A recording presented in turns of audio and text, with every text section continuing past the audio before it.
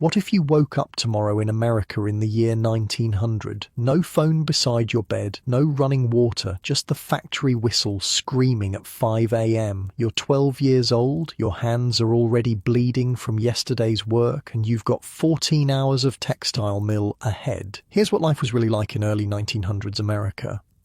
Hey, quick thing before we start. If you actually listen to these regularly, hit like or subscribe. I always wonder where everyone's at, so comment your city and what time it is. Weird to think some of you are having breakfast in London while I'm recording this at night here in the States. All right, let's head back to 1900. Trust me, it's going to be quite a ride. But first, get comfortable. Seriously, adjust those pillows, pull up that blanket, because where we're going, you're going to want to be cozy. Your eyes snap open in the dark, not because you want them to, because the factory whistle just ripped through the Lower East Side of Manhattan like a banshee. 5 o'clock, on the dot, every damn morning. The first thing that hits you is the cold. January in New York, 1900. No central heating, no insulation, just you, your 2 younger siblings, and a paper-thin blanket on a mattress stuffed with corn husks. Yeah, corn husks. They crackle every time you move, and after a few months, they basically turn to dust. But hey, it's better than the floor. You're 12 years old. Your name is Giuseppe, but everyone at the factory calls you Joey. Your family came over from Italy 3 years ago. The American dream, right? Your little brother Marco is pressed against your back, stealing your body heat. He's 9. Too young for the factory, thank God. Your sister Anna, she's 7, curled up at your feet like a cat. The 3 of you share this mattress. Your parents sleep on another one across the room. That's generous. It's more like a box, maybe 10 feet by 12 feet. One window that faces a brick wall 6 inches away. The whole family lives here, eats here, exists here. The smell hits you next. It's complicated. There's the mildew from the walls that never quite dry out, the chamber pot in the corner that won't get emptied until someone makes the trip down 4 flights of stairs to the privy in the courtyard, the smell of unwashed bodies, because bathing means hauling water up those same 4 flights, heating it on the stove if you've got coal, and even then you're basically just moving the dirt around. But mostly, it's the smell of too many people in too small a space. The Kowalskis upstairs with their 6 kids, the O'Briens next door with their 5, the Goldsteins down the hall with their 8. This building, this 5-story walk-up on Orchard Street, it's got maybe 40 families crammed into it, 200 people, 4 toilets. You sit up, careful not to wake Marco and Anna. The corn husks protest. Your mother is already up. You can hear her in the darkness. The scratch of a match. The tiny flame illuminates her face for a second before she lights the kerosene lamp. She looks older than her 32 years. This place, this life, it ages you fast. Giuseppe, she whispers in Italian. Time to get up. Your feet hit the floor and immediately you regret it. The wooden boards are ice cold. There's frost on the inside of the window. Actually inside, you can see your breath in the lamplight, not like your warm bed right now with its soft sheets and thermostat set to whatever perfect temperature you want. You pull on your work clothes, same ones as yesterday and the day before and the day before that. They get washed on Sunday if there's time, if there's soap, if there's energy left after 6 days of work. The shirt is more patches than original fabric at this point. Your mother's had you stitching and restitching with whatever scraps she can find. The pants are too short. You've grown 3 inches this year, but new clothes? That's not happening. Not when the whole family makes maybe $12 a week, if everyone's working, if no one's sick, if the factory doesn't cut hours. Your boots, God, your boots. They used to be your father's. The sole is separating from the leather, and you've stuffed newspaper inside to cover the holes. Your toes poke through anyway. In about an hour, when you're walking through the slush and horse manure of the streets, your feet will be soaked, and they'll stay that way for the next 14 hours. Your mother hands you breakfast, a heel of bread, hard as a brick, and a tin cup of something that might charitably be called coffee. It's mostly chicory and hot water, but it's warm, and that's what matters. You dunk the bread to soften it. Your back teeth hurt. No dentist for people like you. When teeth go bad, you live with it until you can't. Then you find someone with pliers. Papa already gone, you ask, though you know the answer. Hour ago, your mother says. Your father works at the docks, unloading ships. He leaves at 4 to be first in line for work. Some days he gets picked, some days he doesn't. When he doesn't, he comes home with empty hands and empty eyes. You gulp down the coffee water, kiss your mother's cheek. She smells like kerosene and exhaustion. Be careful, she says, like she does every morning. Like being careful is something you have any control over when you're working in a textile mill with machines that could rip your arm off if you zone out for even a second. You're at the door when Anna's voice stops you. Joey? She's awake, peering at you from the mattress. Bring home candy. You force a smile. Sure, Piccola. Candy. There hasn't been candy in months, but lies are free and sometimes they're all you have to give. The hallway is darker than your apartment. No windows here. You feel your way to the stairs by memory, your hand sliding along the greasy wall. The Goldstein baby is crying somewhere. The O'Brien patriarch is coughing that wet tubercular cough that's been getting worse for weeks. Soon he won't be coughing at all. 4 flights down. Each step creaks. Some are rotting through. Mrs. Kowalski broke her ankle on these stairs last month. She still can't work. Her oldest boy, Stefan, he's 14. He's pulling double shifts to make up the money. The front door of the tenement opens onto Orchard Street, and the cold hits you like a physical thing. It's maybe 15 degrees. Your thin jacket might as well be made of paper, but at least you're outside, away from the suffocating closeness of the building. The street is already alive. This is the Lower East Side, the most densely populated place in the world. Yeah, the world. More people per square acre than Bombay, than London, than anywhere. Horse-drawn carts clatter over the cobblestones. Vendors are setting up their pushcarts, selling everything from rotting vegetables to suspiciously fresh meat. The smell of horse manure is everywhere, frozen in some places, fresh and steaming in others. You step around a dead cat, or maybe it's a rat. Hard to tell in the pre-dawn darkness. The city doesn't clean these streets. Not down here. Not for people like you. Other kids are emerging from tenements, all heading the same direction. You recognize faces but don't know names. Polish kids, Jewish kids, Irish kids, Italian kids like you. All of you moving like a tide toward the factory districts.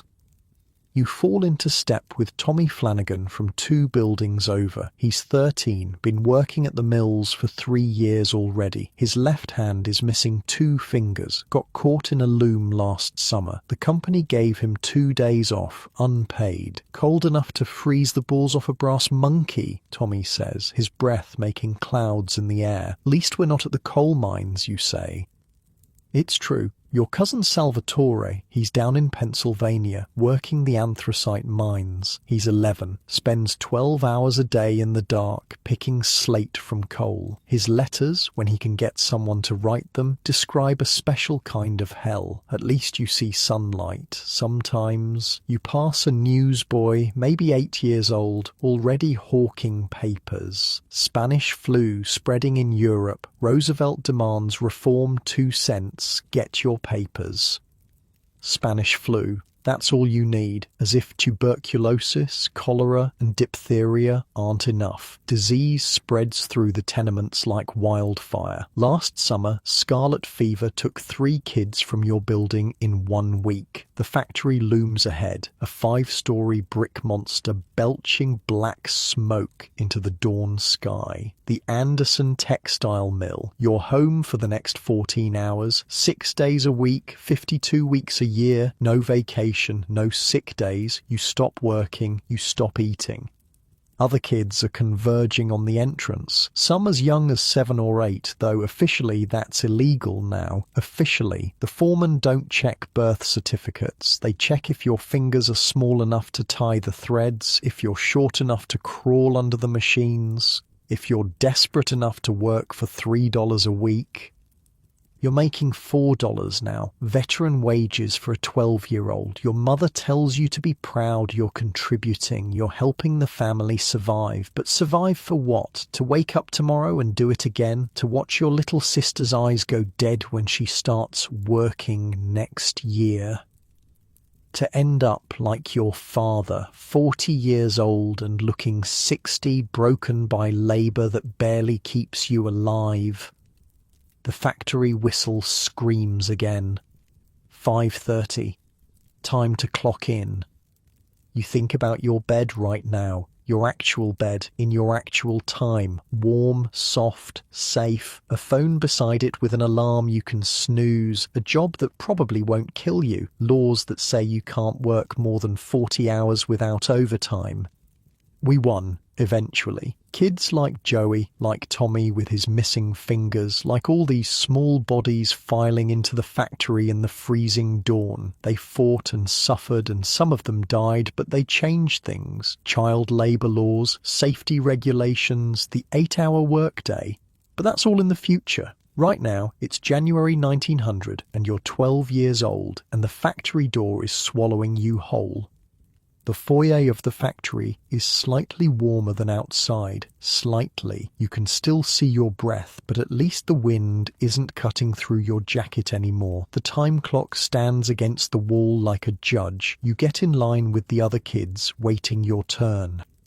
The older workers are already inside. They get first punch. Adults, teenagers, anyone over 14 is considered senior staff. You watch them shuffle past, these men and women who look ancient but are probably only in their 30s. The mill ages you, strips years off your life with every breath of cotton dust, every hour hunched over machinery, every day without sunlight. Move it along, rats.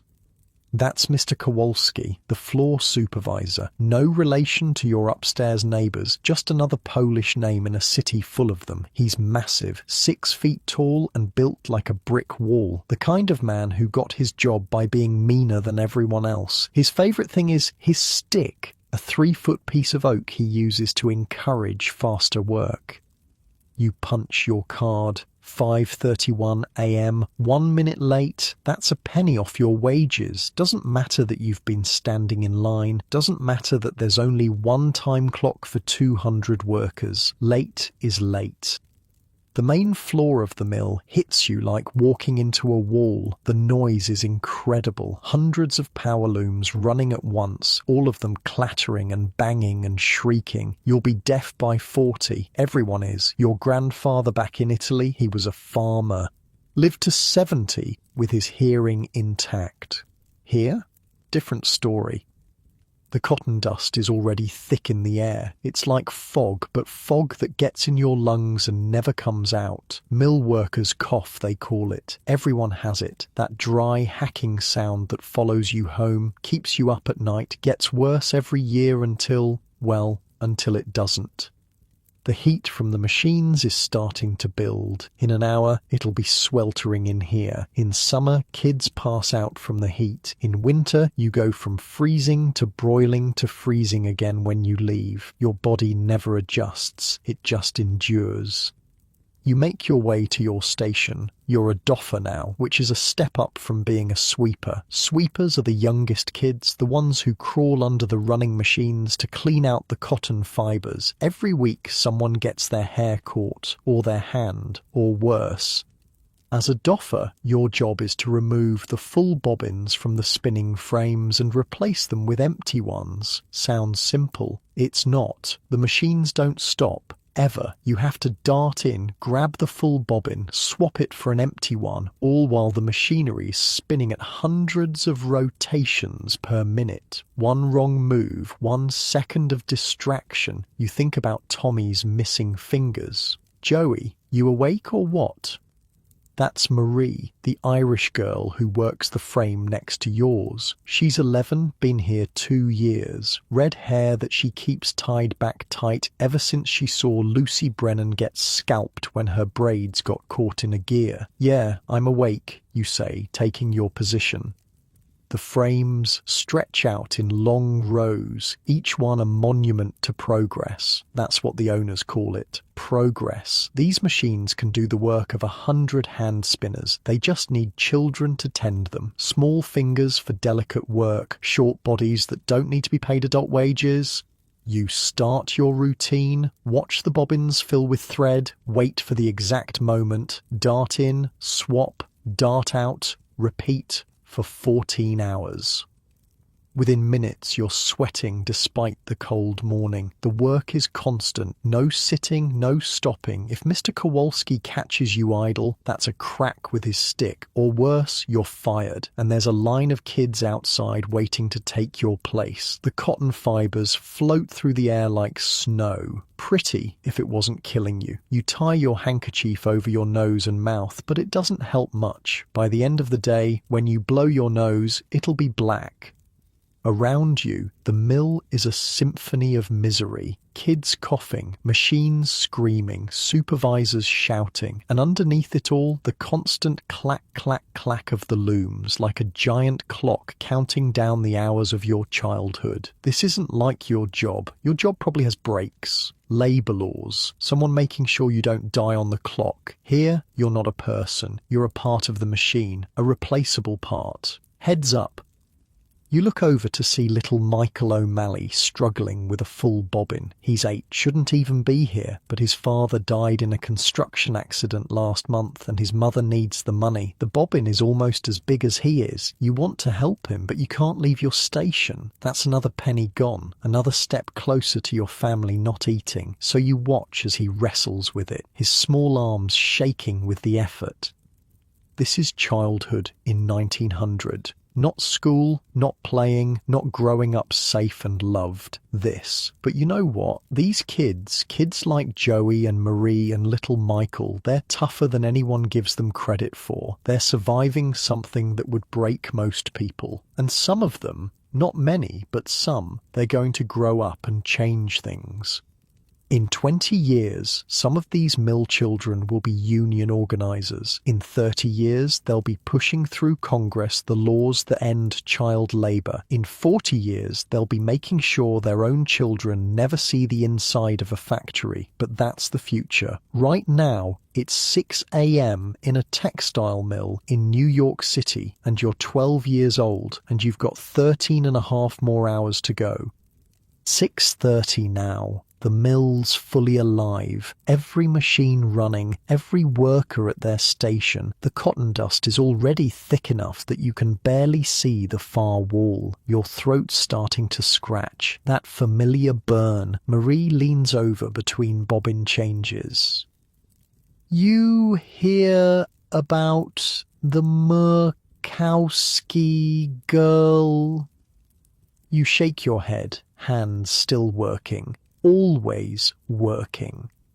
Caught her hair yesterday. Second shift. Marie's voice is flat, matter of fact. Pulled half her scalp off before someone hit the emergency stop. The emergency stop, right. The one that takes 4 men and a crowbar to actually engage. The one that costs the company $5 in lost production every minute it's down. The one they only use if someone's actually dying, and sometimes not even then. She alive, you ask? Yeah, but she ain't coming back. No workers' compensation in 1900. You get hurt, you're done. Your family better hope someone else can work, or it's the poorhouse. Or worse, 7 o'clock. Your fingers are already raw from the cotton fibers. They're like tiny needles working their way under your fingernails into every cut and scrape. By the end of the day, your hands will be bleeding. They always are. Little Michael O'Malley is struggling again. The kid's too small for this job, even by child labour standards. You watch him trying to reach a high bobbin, standing on his tiptoes, wobbling. Then it happens, his sleeve catches. Michael, but your shout is swallowed by the machine noise.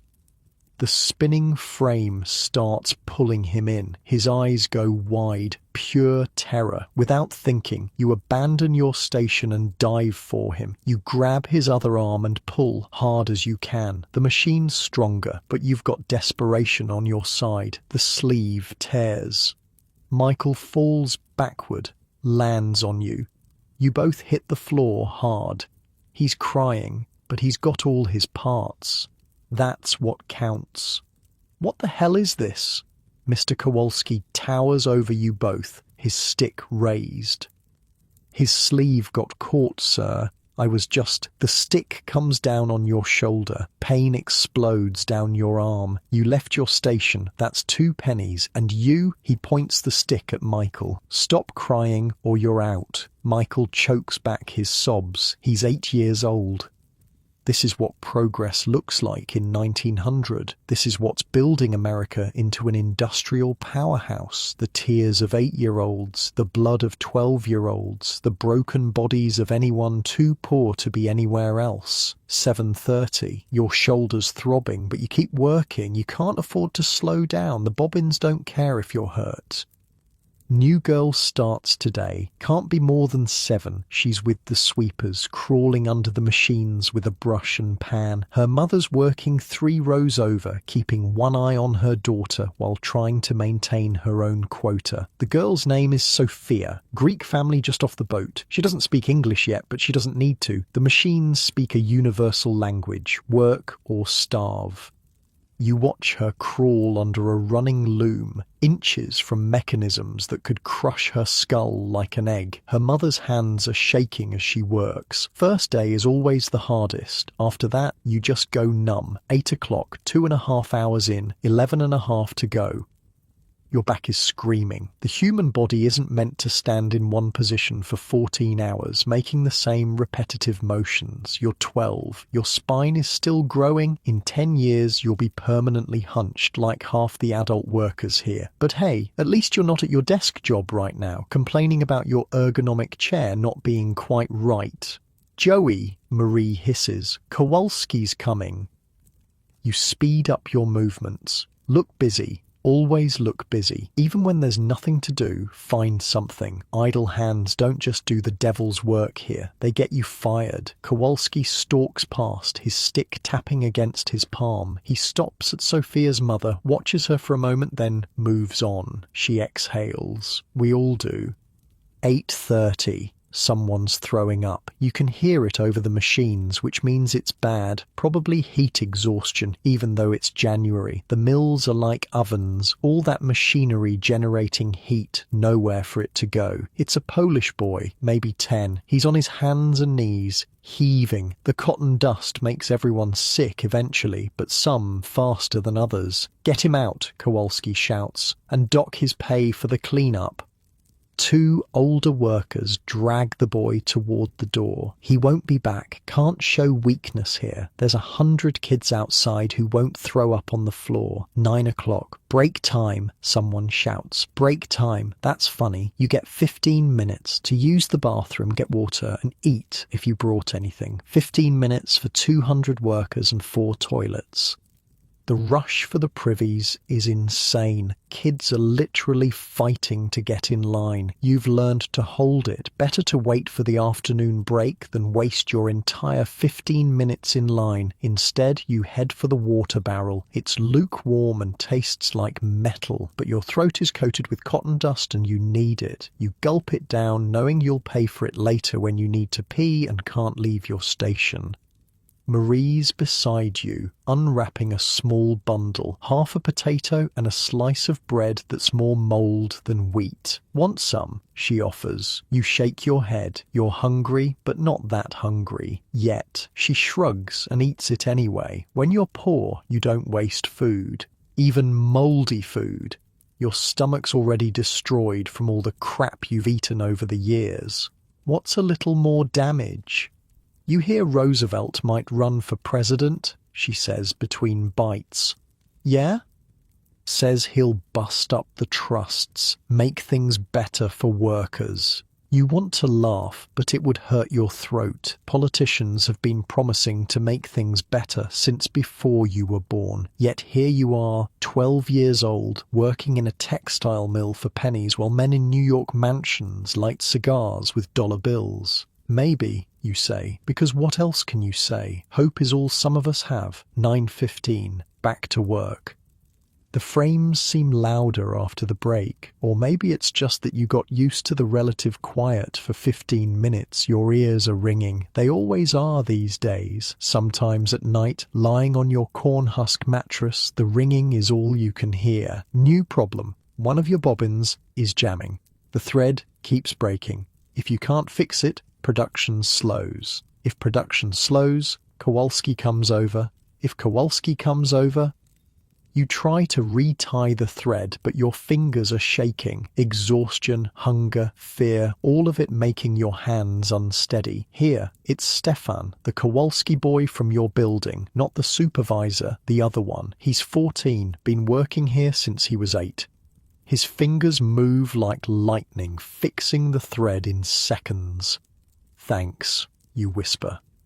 He nods and moves back to his station. Small kindnesses, that's how you survive here. Looking out for each other when the bosses aren't watching. 9:45. Something's happening at the far end of the floor. Commotion, shouting, then the sound everyone dreads.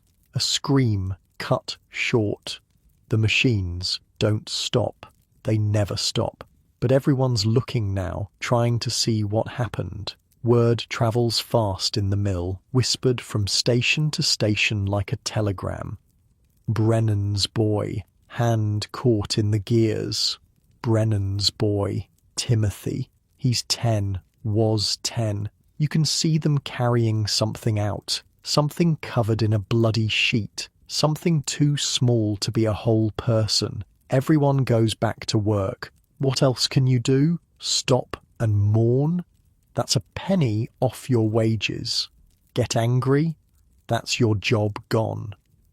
So you work, and you try not to think about Timothy Brennan, who was 10 years old and had a little sister named Ruth, who's probably going to have to take his place here next week because the family needs the money. This is America in 1900, the land of opportunity, the golden door, the place where streets are paved with gold. Yeah. Gold mixed with the blood of 10-year-olds.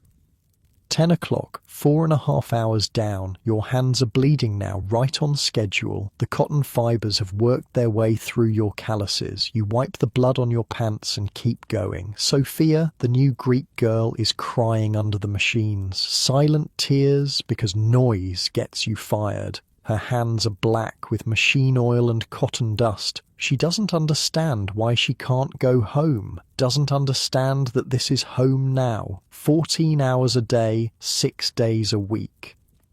Her mother can't go to her, can't comfort her, can't do anything but watch and work and pray her daughter survives long enough to get used to it. You remember your first day. You cried too. Everyone does. Then you learn that tears don't change anything. They just make it harder to see the machines that are trying to kill you. "Hey kid," you call out to Sophia next time she crawls past. You say it's soft, so Kowalski won't hear. She looks up at you with huge brown eyes.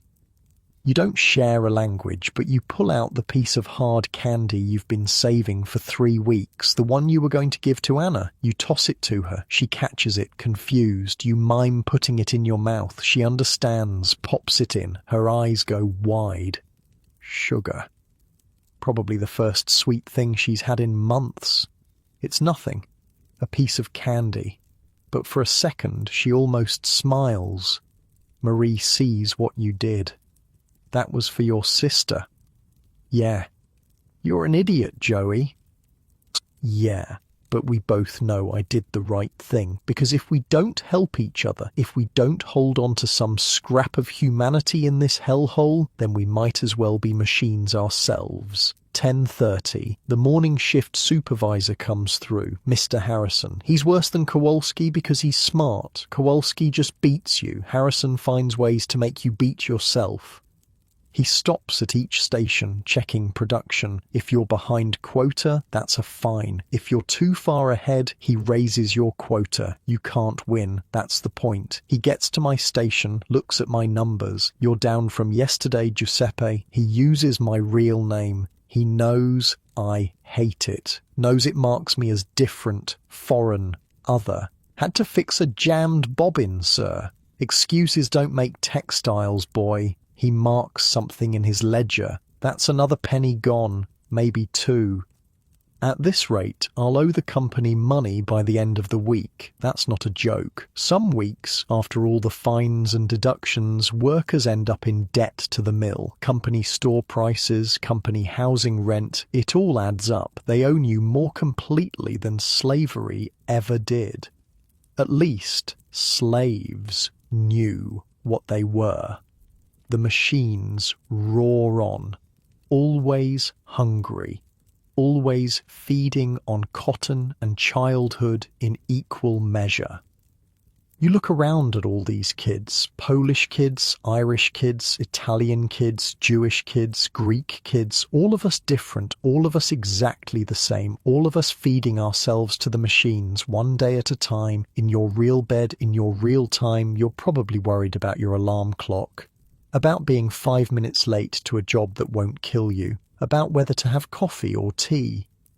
These kids don't get those choices. They get up, they work, they survive, or they don't. That's it. That's the whole menu. But here's the thing about these kids, these tiny warriors of the Industrial Revolution. They're going to win. Not today, not tomorrow, not for years, but eventually. Some of them will grow up to be union organizers. Some will become teachers and teach their children to fight. Some will become writers and tell these stories. And some, like Timothy Brennan, who lost his hand this morning, will become statistics that finally shock the world into changing.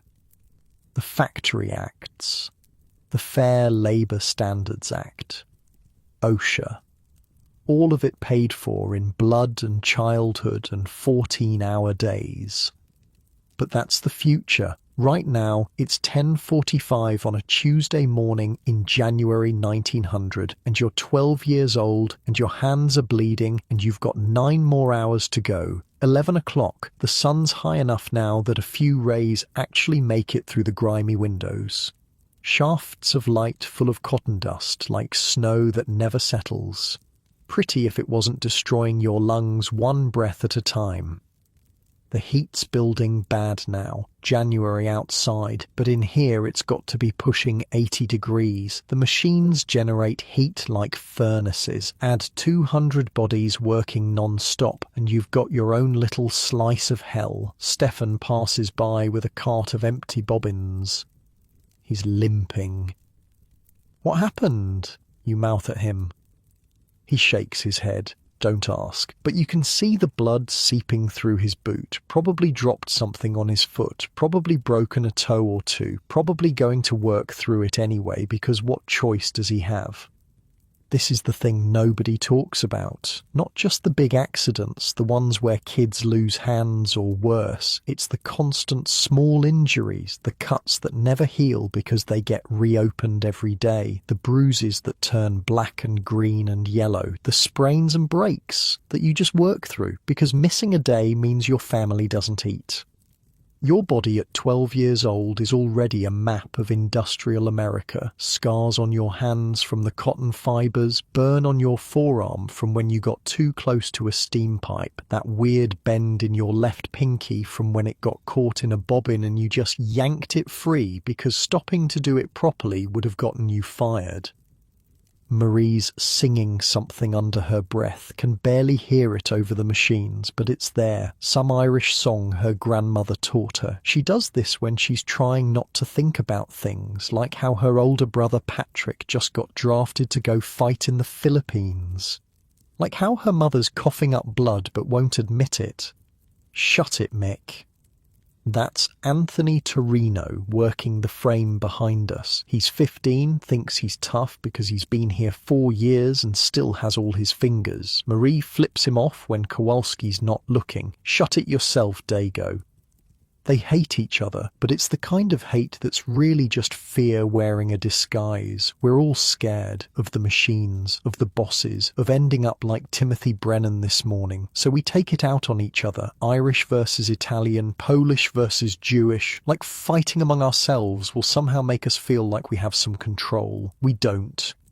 11:15. Your bladder's screaming now. That water you gulped at break was a mistake. But leaving your station means losing money, and you're already down, what, 4 pennies? 5? Lost count. So you hold it, and you think about your bathroom at home, at your real home, in your real time. Probably got 2 bathrooms, maybe 3.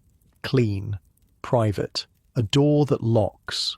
Toilet paper that isn't yesterday's newspaper. Here, 4 privies for 200 workers. No doors, no privacy. And the smell. Jesus, the smell could knock a horse down. Joey, it's Sophia, the little Greek girl. She's learned my name already. She's standing there with her dustpan, and it's full of something red. Blood, mixed with cotton fibers. A lot of it. She's looking at me like I should know what to do with this. Like I'm the adult here. But I'm 12. I'm just a kid too. We're all just kids. Pour it out back, I tell her, miming the motion. With the other waist. She nods and scurries off. Another accident somewhere. Another kid hurt. Another family destroyed. Just Tuesday in the mill, 11:30. The woman working 3 rows over starts screaming. Not pain screaming. Grief screaming.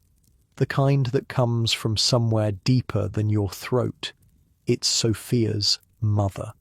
Sophia hasn't come back. The woman's trying to leave her station, but Harrison's there, blocking her. You leave, you're fired, he says, calm as discussing the weather. She's screaming in Greek, tears streaming down her face, but she goes back to her machine, because what else can she do? She's got other kids at home. They need to eat. We all keep working. The machines don't care about missing 7-year-olds. The quotas don't care. America's industrial might doesn't care. 10 minutes later, Sophia comes back. She got lost trying to find the waste area. Just lost. But for 10 minutes, her mother thought she was dead. The woman doesn't even look at her daughter. Can't. Because if she stops working to hug her child, they both go hungry. This is family life in industrial America. Parents and children in the same building, sometimes the same room, but might as well be on different planets. The machines come first. Always. Noon. The whistle blows for lunch. Lunch. That's generous. You get 20 minutes this time. 20 minutes to fight for the privies, find something to eat, maybe rest your legs for 30 seconds. You finally get to pee. Sweet relief. The privy's disgusting, but you're past caring. There's worse things than shit and piss, like the feeling in your hands, which have gone from pain to numbness. That's not good. Numbness means nerve damage, means you're losing feeling, means you might not notice the next time you're too close to the gears. Outside the mill for the first time since dawn, the cold air hits like a slap, but it's clean, no cotton dust. You can actually breathe. Groups of kids sit on the frozen ground, eating whatever they brought. Some have nothing. They just sit there, watching others eat. Pride keeps them from begging, but you can see the hunger in their eyes. You've got half a piece of bread your mother gave you. Was supposed to last all day, but your stomach's eating itself. You tear off a small piece, make yourself chew slowly. Make it last. Tommy Flanagan plops down next to you. His mangled hand is wrapped in a dirty rag.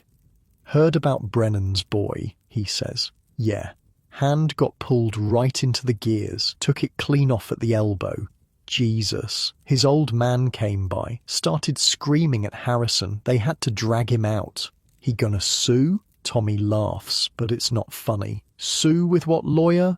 With what money besides? Kid shouldn't have had his hand there. That's what they'll say. Worker negligence. Worker negligence. A 10-year-old boy loses his arm and it's his fault for not being careful enough around machines that could kill a grown man. You hear about the strike talk? Tommy lowers his voice. What strike talk? Some of the adults talking about walking out, demanding shorter hours, safety equipment. They're dreaming. Maybe, but that place in Chicago, Pullman, workers there actually did it, shut the whole operation down. And Army came in, broke it up, bunch of people died. Of course they did. That's how it always ends. Workers demand to be treated like humans, and the government sends in troops to remind them they're not. But still, the idea of it, of everyone just stopping, of saying no more, of making the machines go silent, it's a dangerous thought, the kind that gets people blacklisted, or worse. 12:15, back inside. The afternoon shift is always worse. You're tired, hungry, and the heat just keeps building. By 2 o'clock, it'll be over 90 degrees in here. Kids will start passing out. Happens every day in summer, even in winter if the machines run hot enough. You take your position. Marie's already there, working. But something's different. Her hands are shaking. You okay? She doesn't answer. Then you see it. Blood on her skirt. A lot of it. Marie, you hurt? She shakes her head, won't look at me, and then you understand. She's 13, she's becoming a woman, and she can't leave her station to deal with it. This is what it means to be a girl in the mills. No privacy, no dignity, no acknowledgement that your body has needs beyond being a pair of hands to work the machines. You want to help, but what can you do? You're a 12-year-old boy. You don't even fully understand what's happening to her, and even if you did, there's nothing to be done. She'll stand there and bleed through her clothes and keep working because that's what you do. That's what we all do. 12:30. New crisis. One of the main drive belts upstairs snaps. The whole building shakes when it happens. Sounds like thunder. For a second, just a second, some of the machines stop. The silence is deafening. You hadn't realized how loud it was until it wasn't. Your ears ring in the quiet. Then Kowalski's voice. Back to work, mechanics will fix it. But for that moment, that brief moment of silence, you remembered what the world sounds like without machines. Birds, maybe. Wind. Human voices at normal volume. You'd almost forgotten. The mechanics rush upstairs. These are the skilled workers, the ones who actually make decent money. They know how the machines work, how to fix them, how to keep them running. They're like priests in the church of industry. The rest of us are just sacrifices. 1 o'clock? You've been here 7.5 hours? 6.5 to go? Your feet have gone past hurting to that weird place where they're both numb and on fire at the same time. You shift your weight from foot to foot, but it doesn't help. Nothing helps except getting off them, and that's not happening for another 6 hours. A new kid starts this afternoon. They always start kids in the afternoon when they're desperate for workers. This one's maybe 9, skinny as a rail, Polish from the look of him. His mother's with him, talking rapid fire to Kowalski in broken English. He's a good boy, strong, he work hard. Kowalski's not even listening. He's looking at the kid's hands. Small, nimble, perfect for the machines. $3 a week. Take it or leave it. The mother nods frantically. Yes, yes, thank you, thank you, thank you, for the privilege of feeding her son to the machines, for the opportunity to watch him age 5 years in 5 months, for the chance to maybe, possibly, keep her family from starving. The kid's name is Stanislaw. Stan. He's assigned to the sweepers. Within an hour, he'll be under the machines, crawling through cotton dust and oil, trying not to get his hair caught, trying not to die. Welcome to America, Stan, land of the free, home of the brave, where 9-year-olds work 14-hour days so that rich women in Boston can have cheap cloth for their dresses. You watch him disappear under a loom and try to remember what it felt like to be new here. to still have hope that it would get better, that if you worked hard enough, you could work your way up, maybe become a mechanic, maybe even a supervisor. But then you look at the adult workers, the ones who've been here 20 years, bent backs, ruined lungs, missing fingers, still making barely more than you, still one accident away from disaster. There's no working your way up. There's just working until you can't anymore. 1:15. Something's happening at the loading dock. Commotion, shouting, not the usual kind. Word spreads like wildfire. Roosevelt's here. Theodore Roosevelt, the governor of New York, here at the mill. Everyone's trying to look without looking like they're looking. Even Kowalski seems nervous. Harrison's practically vibrating. Then he walks in, Roosevelt, shorter than you expected, but with this energy that fills the room. He's got a whole group with him. Men in suits with notebooks. A woman with one of those new camera things. They're here about Timothy Brennan, the boy who lost his arm. Someone, somehow, got word to the governor's office. Roosevelt walks right up to one of the machines, looks at it, looks at the kids working it. His face is like stone. "How old are you, son?" he asks Marie. 13, sir. "And how long do you work each day?" 14 hours, sir. He writes something in a notebook, moves to the next kid, and the next, asking questions, taking notes. The photographer's camera keeps flashing. He gets to you. "What's your name?" "Joey, sir. Giuseppe." "Italian?" "Yes, sir." "How old?" 12, sir." He looks at your hands, at the blood and scars. "From the work?" "Yes, sir." His jaw tightens. He writes more notes. Harrison's trying to intervene, talking about progress and necessity and the American economy. Roosevelt just keeps walking, keeps asking questions, keeps writing. He stops at little Stan, the new boy, who's just crawled out from under a machine. This boy can't be more than 9. "He's small for his age," Harrison says quickly. "I wasn't talking to you."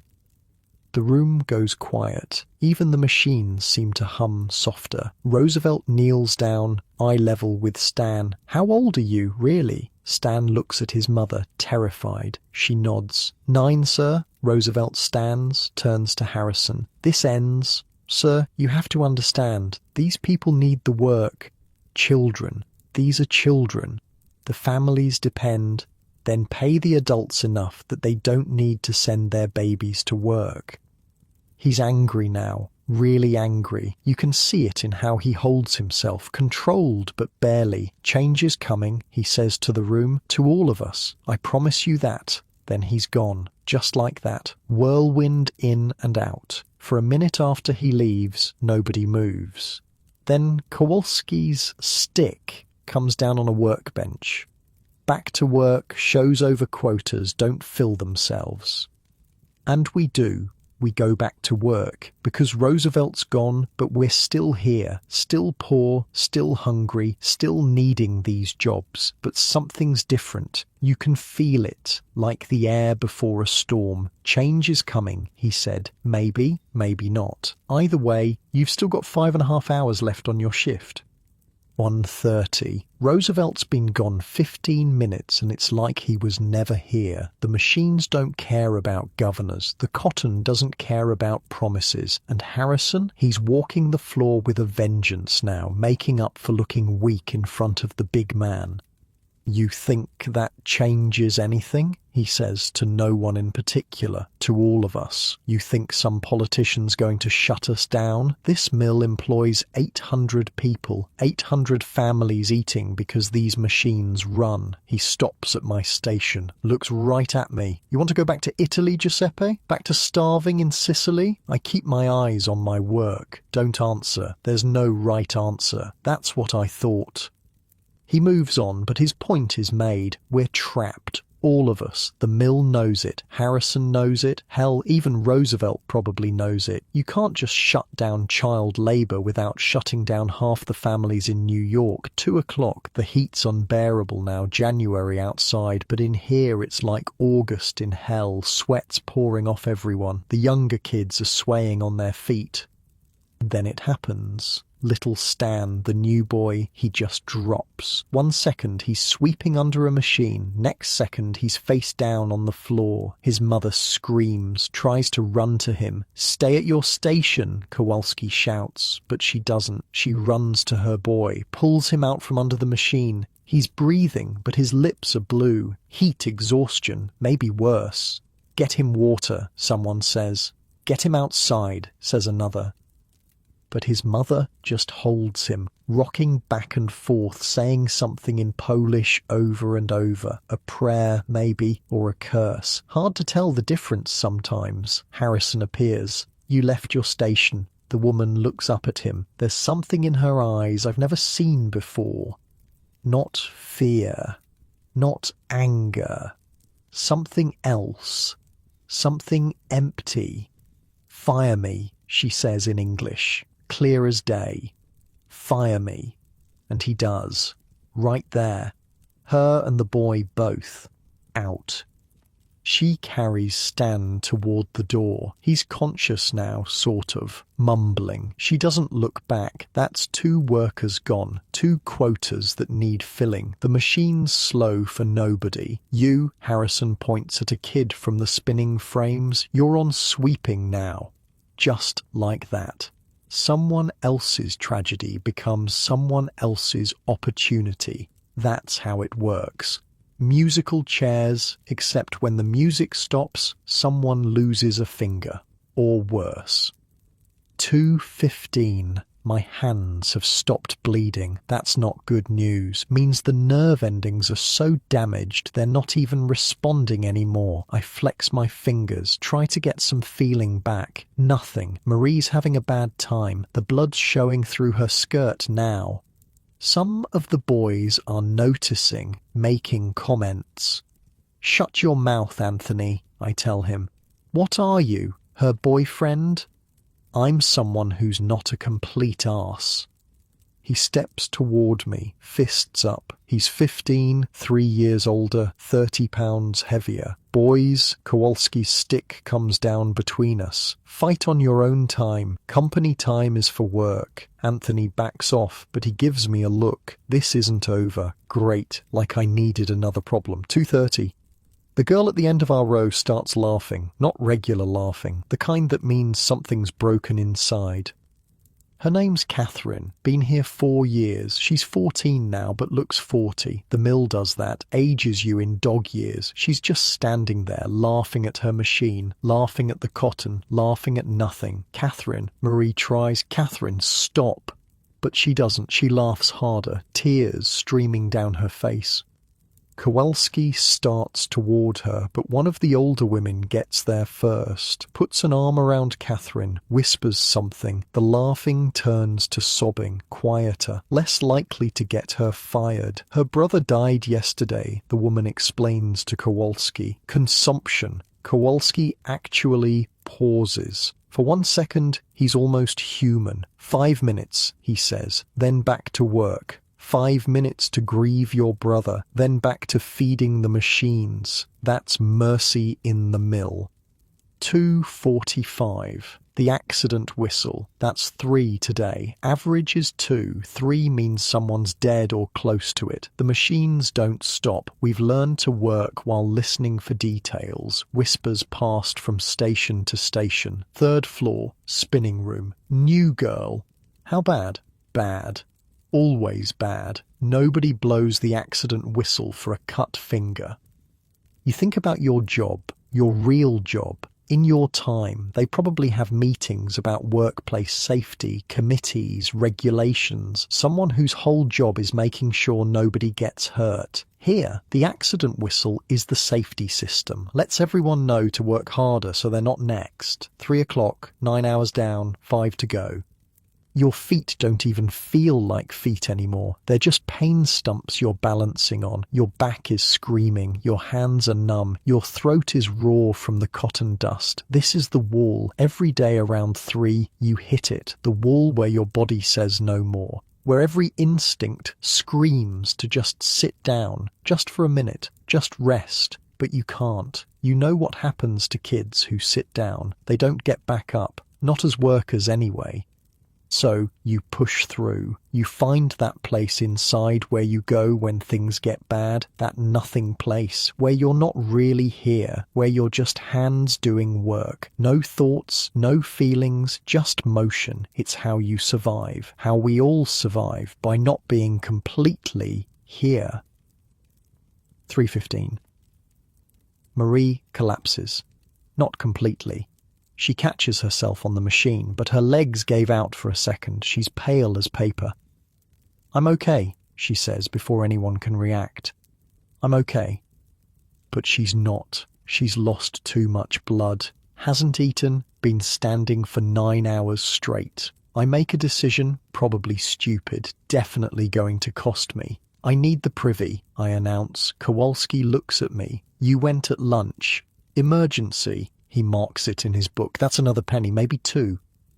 But I don't go to the privy. I go to the break room where they keep the medical supplies. Medical supplies. That's funny. It's a box with some rags and a bottle of something that might be alcohol. I grab some clean rags, stuff them in my shirt. There's also a piece of bread someone left. I take that too. Theft. That's firing offence. But Marie needs help. Back on the floor, I pass her the rags when Kowalski's not looking. "From your boyfriend?" Anthony sneers. "From someone who's not garbage," Marie shoots back. She takes the rags, disappears for 30 seconds behind the machines, comes back looking a little better. The bread I slip to her piece by piece over the next hour. She eats it without looking at me, without saying thanks.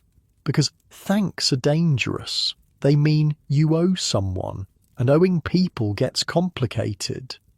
3:45. The mechanics are still working on that broken belt upstairs. Every once in a while, the building shudders, metal on metal, the sound of America being built, or the sound of kids being ground up. Depends on how you look at it. Stefan limps by again. His foot's worse. The blood soaked through his boot now.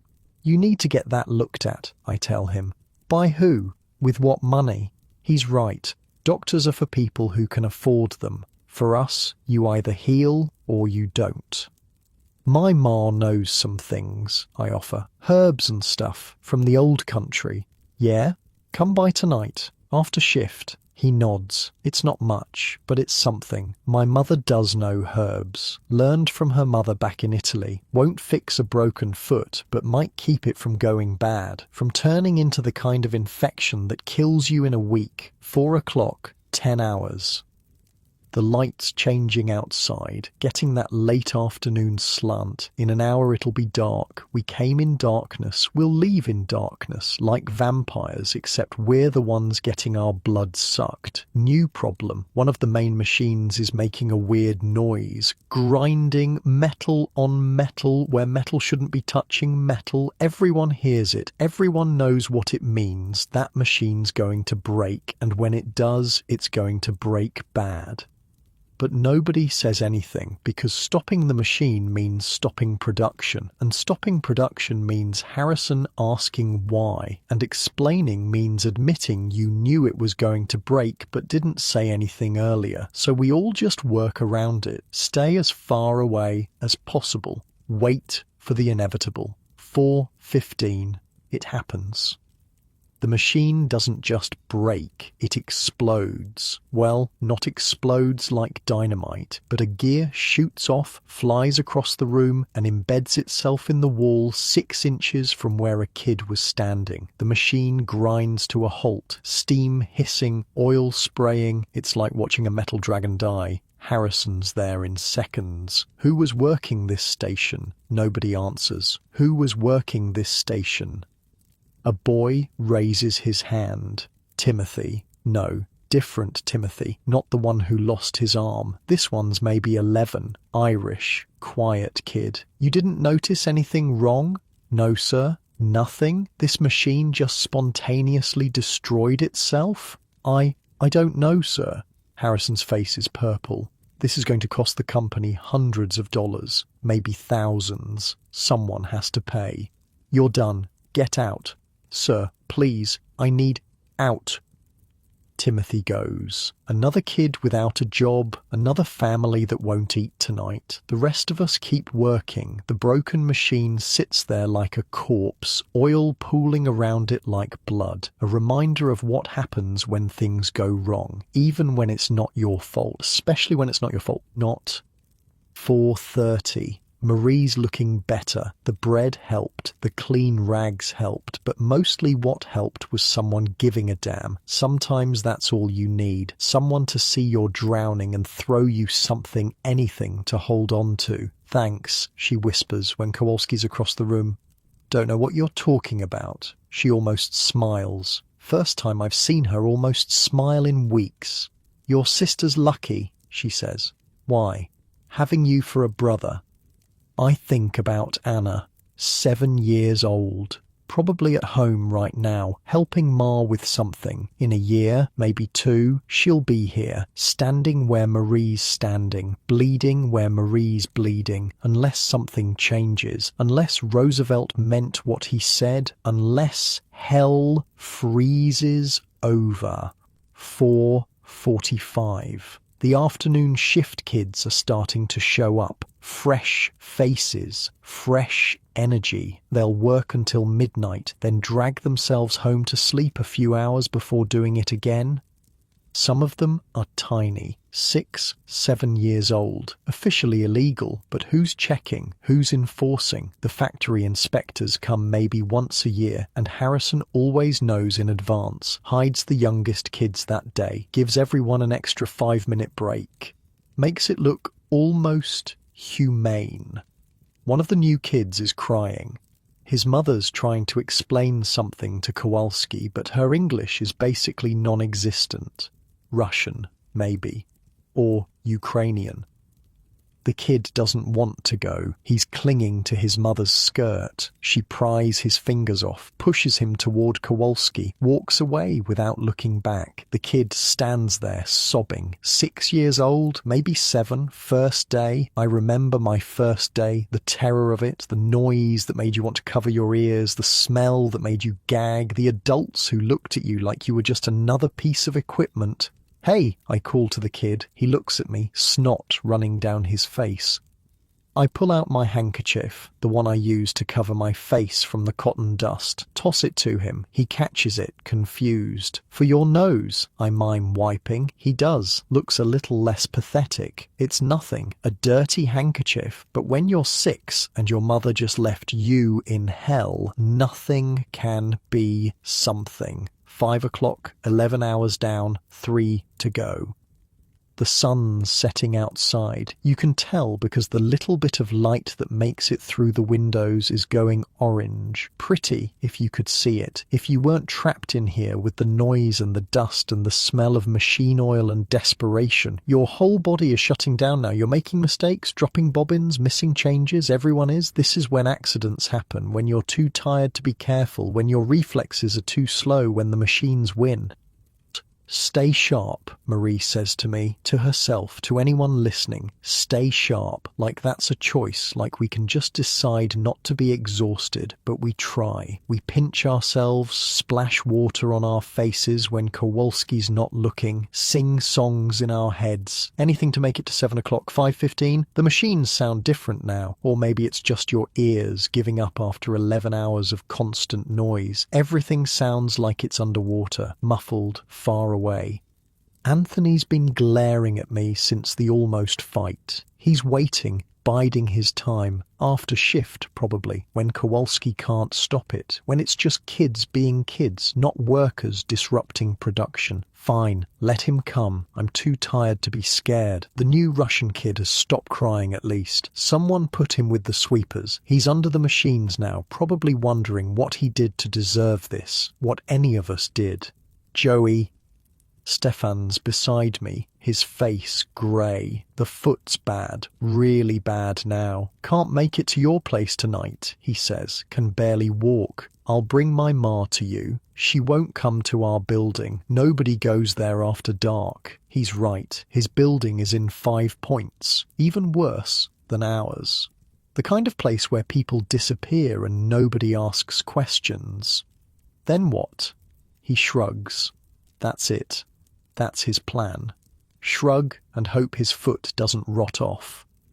This is healthcare in 1900. This is what happens when you're too poor to matter. 5:30. Harrison's making rounds again, checking quotas. He stops at each station, making notes. Some kids speed up when they see him coming, trying to look productive, trying to avoid the fine. But speeding up when you're this tired is dangerous. A Polish girl 3 rows over learns this the hard way. She's trying to change bobbins fast, show Harrison she's working hard. Her sleeve catches. The scream starts high and sharp, then cuts off as the machine pulls her in. Everything stops. Even the machines. Someone actually hits the emergency stop, the real one. She's trapped, her arm twisted at an angle arms don't bend. She's conscious, which is worse. Conscious means she feels everything. 2 mechanics rush over with tools. They have to partially dismantle the machine to get her out. Takes 5 minutes. 5 minutes of her whimpering, trying not to scream, trying to be brave.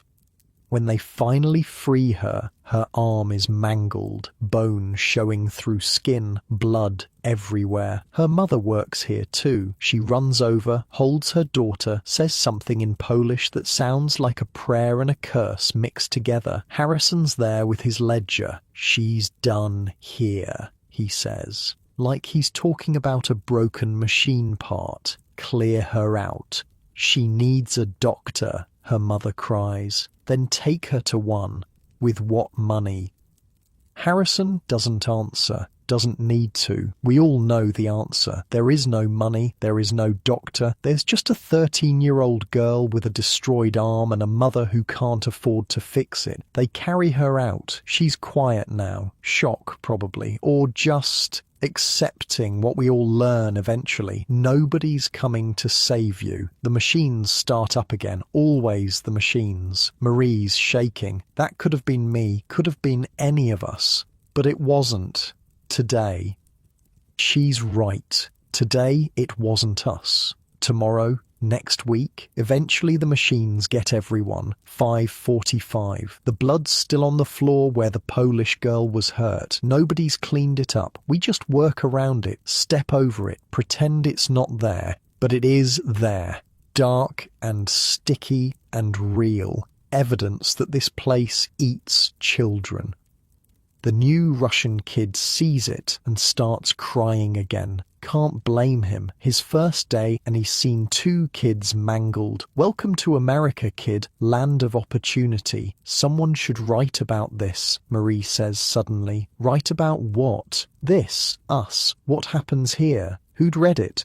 I don't know. People. Regular people. The ones buying the cloth we make. I want to laugh. Regular people don't care where their cloth comes from. They care that it's cheap. Our blood makes it cheap.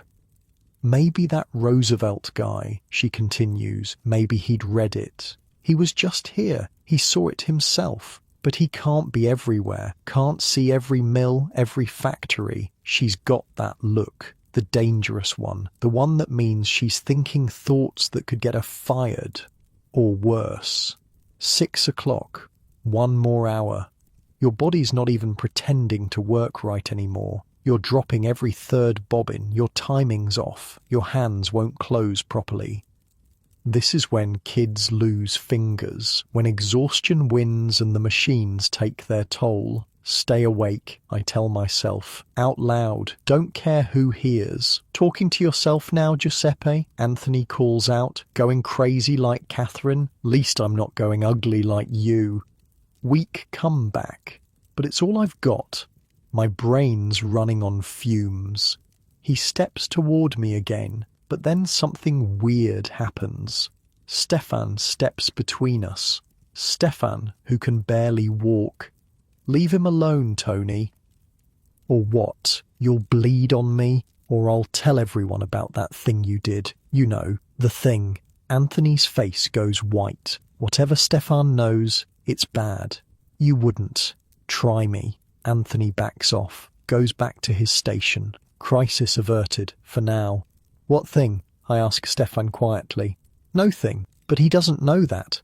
I almost laugh. Almost. 6:15, 45 minutes.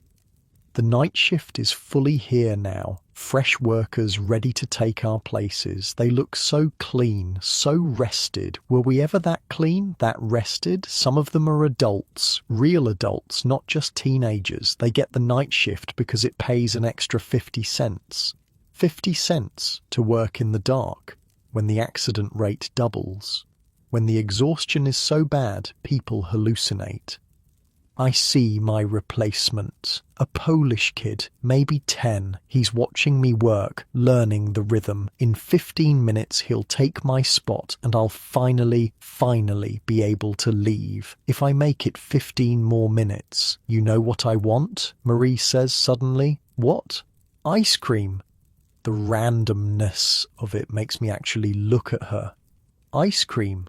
Yeah, had it once, at Coney Island. My uncle took me before he died. Vanilla, cold and sweet, and she trails off, lost in the memory of one perfect moment in a life full of imperfect ones.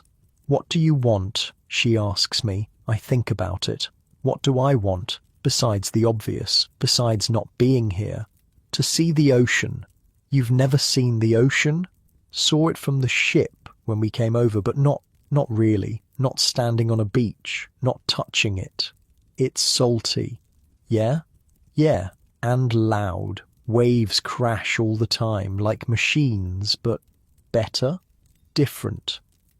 We're quiet for a moment. Two kids dreaming about ice cream and oceans while standing in hell. 6:20. The supervisor for the night shift arrives. Mr. Brennan, no relation to the kid who lost his arm this morning, just another Irish name in a city full of them. He and Harrison talk near the office, probably about Roosevelt's visit, about the Polish girl's accident, about the cost of it all. Not the human cost, the dollar cost. Always the dollar cost. 6:25. So close now, so close to leaving. Your legs are shaking, actually shaking, like when you have a fever, except you're not sick, just exhausted beyond what bodies are meant to handle. The Russian kid throws up, just leans over and empties his stomach right there on the floor. Nothing in it but bile and the bread they gave him at dinner break. His supervisor cuffs him on the head. Not hard, but hard enough. Clean it up.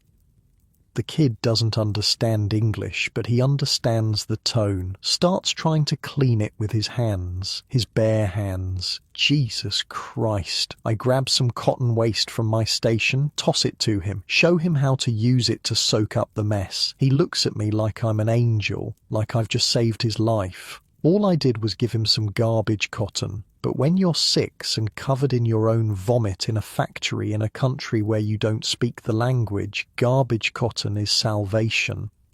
6:30. Night shift's taking over. That's time, Kowalski shouts. Day shift out, night shift in. The relief is physical, like someone just took a boulder off your shoulders, but we don't run for the door. We can't. Our bodies won't move that fast. We shuffle. Exhausted zombies heading for the exit. Marie's beside me. We don't talk. Too tired for words. The time clock is ahead. The beautiful, terrible time clock that says we're done for today. Punch out. 6:31. 13 hours, minus breaks, minus fines, minus everything they can think of to take from us. $3.70. That's what I made today, if I'm lucky. If Harrison doesn't find more reasons to dock me. $3.70 for 13 hours of my childhood. The cold air outside hits like a baptism. Harsh, but cleansing. No cotton dust. No machine oil, Just New York in January, dirty and frozen and beautiful because it's not the factory. Stefan's limping worse than ever. You sure about not coming? I ask. Can't make it that far. Then what? Hey, Giuseppe. Anthony. Of course. He's been waiting. We got business, he says. I'm too tired for this. Too tired to fight. Too tired to run. Too tired to care. Anthony, please. Not tonight. You made me look stupid in there. You don't need my help for that. Wrong thing to say. His fist connects with my stomach. I double over, gasping. But then Marie's there, and Stefan, and 2 other kids I don't even know. Touch him again and we all jump you, Marie says, matter of fact, like she's stating the weather. Anthony looks around. 5 against 1. Even he's not that stupid. This isn't over, he says. Yeah, it is, Stefan says. It's over because we're all too damn tired for this. Go home, Tony. Go home and sleep, and tomorrow we'll all pretend to hate each other again. But tonight we're just trying to survive. Anthony looks at each of us. Something in his face changes. The anger drains out, replaced by something else. Exhaustion, just like the rest of us. He walks away without another word. Thanks, I tell the others. Marie shrugs. We look out for each other when we can. They drift away. Different directions. Different tenements, different hells to go home to. I start walking. Orchard Street is busy despite the hour, or because of it. Night shift workers heading to factories, day shift workers dragging themselves home. The city that never sleeps because it can't afford to. My feet know the way home. Good thing, because my brain's barely working. 4 blocks, 4 flights of stairs, $4 a week for our 1 room. Everything's 4 except the hours we work. Those are 14. I pass a newsboy, one of the evening editions. Roosevelt promises reform, he's shouting. Says child labour must end. I want to laugh, or cry, or both. Must end. Sure. When? Next year? Next decade? After how many more Timothys lose their arms? How many more Polish girls get mangled? How many more Russian kids throw up their first day? Change is coming, Roosevelt said. Maybe. But not tonight. Tonight, I'm going home to my corn husk mattress, to my family crowded in 1 room, to 5 hours of sleep before I do it all again. The tenement door is ahead. Home, such as it is. I think about you in your bed, your real bed. Warm, safe, protected by laws we bled for, laws written in the blood of kids like Timothy Brennan and the Polish girl whose name I never learned. You're welcome, by the way, for the weekend, for the 8-hour day, for the childhood you got to have. We paid for it. Kids like me and Marie and Stefan and even Anthony, paid in fingers and arms and years of our lives.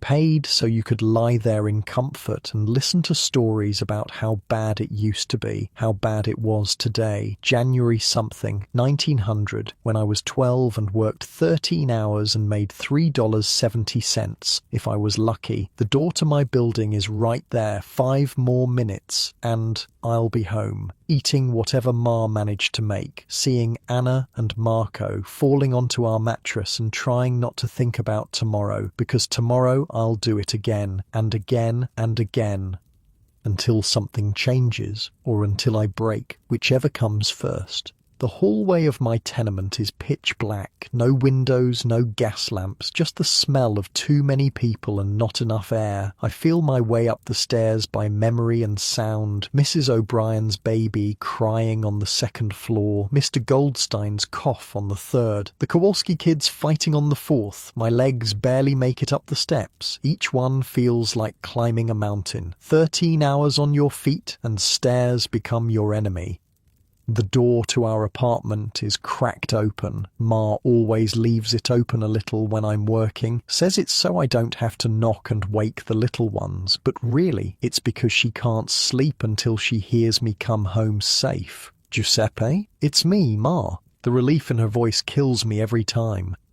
Inside, the kerosene lamp makes everything look yellow and old. Marco and Anna are already eating, if you can call it eating. Bread and soup that's mostly water with some cabbage floating in it, maybe a potato if we're lucky. How was work? Ma asks. Same question every night. Fine, I say. Same answer every night. We both know I'm lying. She saw the blood on my clothes this morning. She'll see new blood tomorrow, but we pretend. It's easier than the truth.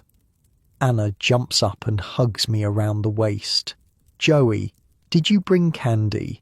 That promise from this morning feels like a year ago. Not tonight, Piccola. Maybe tomorrow. She doesn't complain. 7 years old and she already knows not to expect things. That's what poverty does. Teaches you not to hope too hard. I sit down and Ma puts a bowl in front of me. The soup's thin but hot. After 13 hours of nothing but a piece of bread, it tastes like heaven. Papa, I ask. Working late. Extra shift at the docks. Extra shift means he got picked for night work, means an extra $1, means maybe we'll have meat this Sunday, or maybe not. Maybe the landlord will want his back rent. Maybe someone will get sick and need medicine. Maybe is all we have. Stefan's hurt, I tell Ma. His foot. Bad. She nods. I'll make a poultice. You can take it to him. His building's in 5 points. That stops her. 5 points after dark is asking for trouble, but she looks at me, sees something in my face. How bad? Real bad. She sighs, gets up, starts pulling herbs from the shelf, dried things she brought from Italy, grows on the fire escape when she can. Old country medicine. Sometimes it works, sometimes it doesn't, but it's what we have. There was an accident today, I say. Girl got her arm caught, mangled it pretty bad. Ma crosses herself. She survive? Yeah, but she won't be working anymore. Her family? I shrug. That's the question, isn't it? What happens to families when the workers can't work? Marco looks up from his soup. When do I start working? He's 9. The question's not if, it's when. Not yet, Ma says firmly. You stay in school. But Joey works. We need the money. You stay in school, she repeats. But we all know it's temporary. Another year, maybe 2. Then Marco will be standing where I stand, bleeding where I bleed. There's a knock at the door, soft, hesitant. Ma opens it. It's the new family from down the hall, Russians. The mother's holding a baby that won't stop crying. She says something in Russian, then tries English. Please, baby sick. You have medicine? Ma doesn't hesitate, takes some of her herbs, shows the woman how to make tea with them, gives her enough for 3 days. That's half our supply, but Ma doesn't mention that. The woman tries to pay, holds out 2 pennies. No, Ma says, we help each other. The woman cries, actually cries over 2 pennies worth of herbs. After she leaves, I ask Ma, what if we need those herbs? Then someone will help us. Who? She doesn't answer because we both know. Maybe nobody. But you help anyway, because if you don't, if you stop seeing other people's pain, you become something less than human. And in a place like this, your humanity is the only thing they can't take from you. Not for lack of trying, though. Anna's tugging at my sleeve. Joey, tell us a story. I'm tired, Anna. Please? About Italy? Italy. I barely remember it. Left when I was 9, but I remember enough. The sun that actually felt warm, the smell of real food, the sound of people laughing because they were happy, not desperate. Okay, one story. I tell them about the lemon trees behind our house. How you could pick them right off the branch. How the whole air smelled like citrus. How Nonna would make lemonade so sweet your teeth hurt. It's mostly lies. We were poor there too. The lemons were sour. Nonna died before we left, but Anna and Marco don't need the truth. They need something beautiful to think about while falling asleep on corn husk mattresses in a tenement that smells like piss and desperation. Why did we leave? Marco asks. The real answer, because we were starving, because the landowners took everything, because America promised something better. For opportunity, I say instead. Marco looks around our one room, at the frost on the inside of the window, at the chamber pot in the corner, at our parents' exhausted faces. This is opportunity? It's better than what we had. Is it though? At least in Italy we starve together as a family. Here we starve separately, in shifts. Someone's shouting in the hallway. Mr. O'Brien, drunk again, his wife pleading with him to quiet down, then a crash, then silence.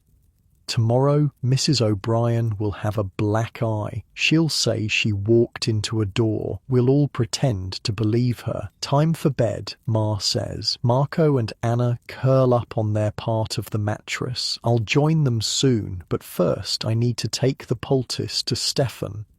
Be careful, Ma says, handing me the wrapped herbs. Always am.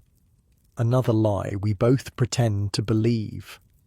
Outside, the temperature's dropped even more. My thin jacket is useless. The walk to 5 Points is 20 minutes in good weather. Tonight it'll take 30, maybe 40. The streets are different at night, darker, meaner. The day workers are inside. The night people are out. Drunks, thieves, women selling themselves for food money, kids younger than me running in packs, picking pockets. This is the other economy, the one that runs on desperation and darkness. I keep my head down, walk fast, don't make eye contact, don't look like a target, don't look like anything. 5 Points is worse than our neighbourhood. If our tenement is hell, 5 Points is hell's basement. The buildings lean against each other like drunks. The streets are more sewage than cobblestone. The smell is indescribable. Stefan's building doesn't have a door, just an opening where a door should be. I climb to the 3rd floor, stepping over people sleeping in the hallway, or maybe not sleeping, hard to tell, better not to know. Stefan's family has 2 rooms, luxury by 5 Point standards. His mother answers, recognizes me from the mill. Joey, what are you doing here? Brought something for Stefan's foot. She lets me in. Stefan's on a mattress that makes ours look fancy. His foot is swollen to twice its size. The colour is wrong, purple and green and yellow. Jesus, Stefan. Yeah, it's not great. I unwrap the poultice, show his mother how to apply it. It won't cure him, might not even help, but it's something. Thanks, Stefan says. You're Ma's good people. She tries. His little brothers are watching from the corner, 3 of them. All under 8, all future mill workers. You should get that looked at by a real doctor, I tell him. He laughs, actually laughs. Sure, I'll just use all that money I don't have. If it goes bad, I know what happens if it goes bad. We both do. Infection, fever, death, or if you're lucky, amputation. One-legged Stefan. Try getting work then. Roosevelt says things are going to change, I offer. Roosevelt says a lot of things. You don't believe him? Stefan shrugs. I believe he means it. But meaning it and doing it, different things. You know how many kids work in New York? Thousands. Tens of thousands. You can't just stop that. The whole city would collapse. He's right. We're the foundation everything else is built on. Child labour is the engine of American industry. Stop the engine. The whole machine breaks down. Maybe that's what needs to happen, I say. Maybe it all needs to break. And then what? We all starve? We're already starving. No, we're almost starving. There's a difference. His mother brings over some bread, hard as rocks, but she's offering it to me. Guest rules, even in 5 points, especially in 5 points, you share what you have. I take a small piece, pretend to eat it, palm it for later, for Anna. You better go, Stefan says. Gets worse here after 9. It's already worse. I can hear fighting somewhere, breaking glass, a woman screaming. See you tomorrow, I say. If I can walk, you'll walk. Yeah? Yeah, you're too stupid to stay down. He smiles. Get out of here, Giuseppe. The walk home is faster, partly because I know Stefan's family is a little better off with the poultice, partly because 5 points at night makes you walk fast, or not at all. But mostly because I'm so tired, I'm basically sleepwalking, my body just carrying me home on autopilot. I pass a church, Presbyterian, I think. There's light inside, warmth. For a second, I think about going in, just sitting in a warm place for 5 minutes. But Catholics don't go into Protestant churches, not if they want to avoid trouble, and we've all got enough trouble already. Back on Orchard Street, things are quieter. Most people are asleep, getting ready for tomorrow's shift, the endless cycle. Our building is dark except for one window, 3rd floor. Mrs. Goldstein is up with her sick baby, the one with the cough that sounds wet. That baby's not going to make it. We all know it. She probably knows it. But she keeps trying, singing to it, rocking it, fighting death with lullabies. Up the stairs, 4th floor, our door. Inside, everyone's asleep. Ma left the lamp burning low for me. I blow it out. Don't need it. Know every inch of this room by feel. I take off my boots. My socks are more holes than fabric. My feet are white and wrinkled, like I've been in water all day, except it's sweat. 13 hours of sweat. The corn husk mattress crackles as I lie down. Marco shifts in his sleep, stealing the thin blanket. Anna murmurs something about lemons. I stare at the ceiling. Can't see it in the dark, but I know every crack, every water stain, every place where the plaster is falling off. In 5 hours, the whistle will blow. In 5 hours, I'll get up and do it again. In 5 hours, another day of my childhood will be fed to the machines. But right now, for these 5 hours, I'm just a 12-year-old boy lying between his siblings, in a room that's too small, in a building that's falling apart, in a city that doesn't care if he lives or dies. This is the American dream in 1900. This is what built the richest country in the world. This is what progress looks like when you're on the bottom. And tomorrow we'll do it again, because we don't have a choice, because our families need to eat, because the machines are hungry and we're the only food they accept. But someday it'll be different. Has to be, Roosevelt promised. The Polish girl's mangled arm demands it. Timothy Brennan's missing hand insists on it. All of us, all these children of the mills, we're writing the future in our blood and sweat and exhaustion. Someday they'll read what we wrote. Someday they'll understand what it cost. Someday, but not tonight. Tonight, I'm just tired. So tired I can't even finish the thought. The darkness takes me, deep and dreamless, and somewhere in the distance, barely audible through the thin walls and dying night, a church bell chimes midnight. 5 hours until the whistle. 5 hours until tomorrow. 5 hours of peace. The whistle. That goddamn whistle. 5 o'clock. Again. Your eyes don't want to open. Your body doesn't want to move. Everything hurts in ways you didn't know things could hurt. Your hands are claws that won't unbend. Your feet feel like someone beat them with hammers. Your back. You're 12 years old and your back feels like an old man's. Marco's foot is in your ribs. Anna's hair is in your mouth. The corn husks beneath you have compressed into basically nothing. You're sleeping on boards with some agricultural garbage between you and splinters. Giuseppe, Ma's voice, soft, tired. She's been up for an hour already, trying to make something from nothing for breakfast. You sit up, the room is freezing, your breath clouds in the lamplight. January doesn't care that you're poor, it just keeps being January. Same clothes as yesterday. They're stiff with dried sweat and cotton dust. They smell like the mill, like machine oil and desperation. But they're the only work clothes you have, so on they go. Your hands, Jesus, your hands. They're worse than yesterday. The cuts have scabbed over, but the scabs are cracking. Fresh blood seeping through, and they're so stiff, like someone replaced your fingers with wood.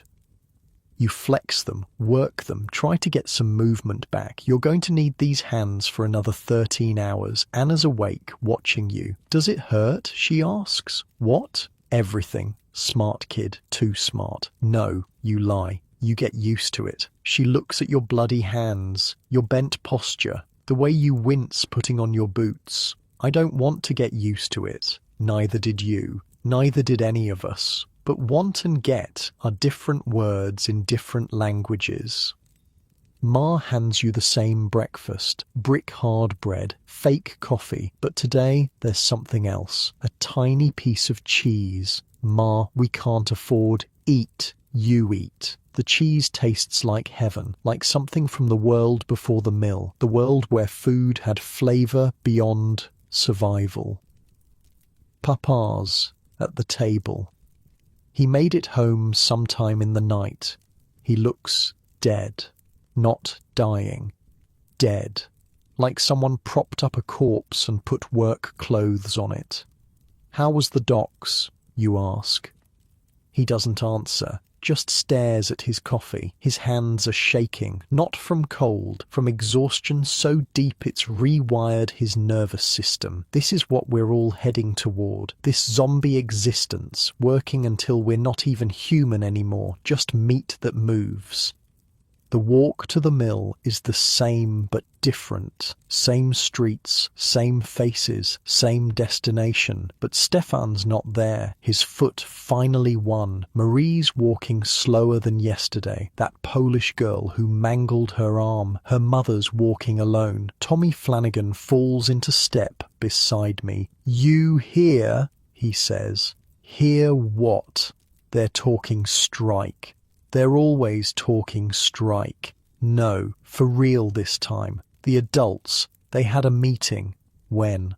Last night, after shift, down at Donnelly's. Donnelly's is a bar where the Irish workers go. If they're meeting there, they're serious. What are they asking for? 10-hour days, safety equipment, compensation for injuries. I want to laugh. Might as well ask for the moon. The company will never... I know, but they're going to do it anyway. When? Don't know. Soon.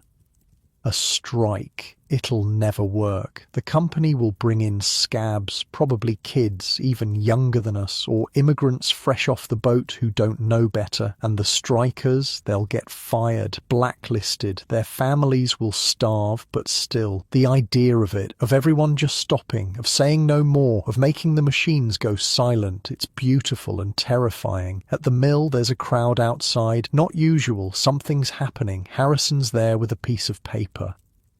New rules, he shouts. By order of management, he reads, due to recent disruptions and outside agitation, the following policies are now in effect. 1. Any worker discussing labour organisation will be immediately terminated. 2. Any worker participating in work stoppage will be terminated and prosecuted. 3. Quotas are increased by 10% to offset recent losses. The crowd murmurs, angry but quiet, angry but scared.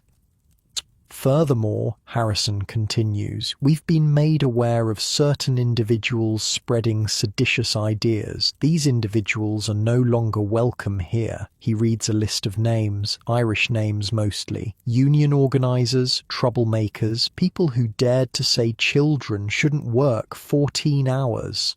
That's all. Get to work.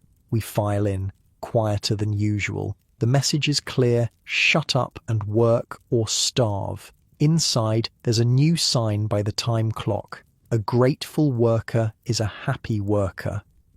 Marie sees it and spits, actually spits on the floor. Grateful for what, she says. The privilege of dying slowly? Careful, I tell her. They're watching, and they are. More supervisors than usual, walking the floors, listening, waiting for someone to say the wrong thing. You punch in. 5:31 again. Always 5:31. That penny docked. Always that penny. At your station, the bobbins are waiting. The cotton is waiting. The machines are waiting. Always hungry. Always feeding.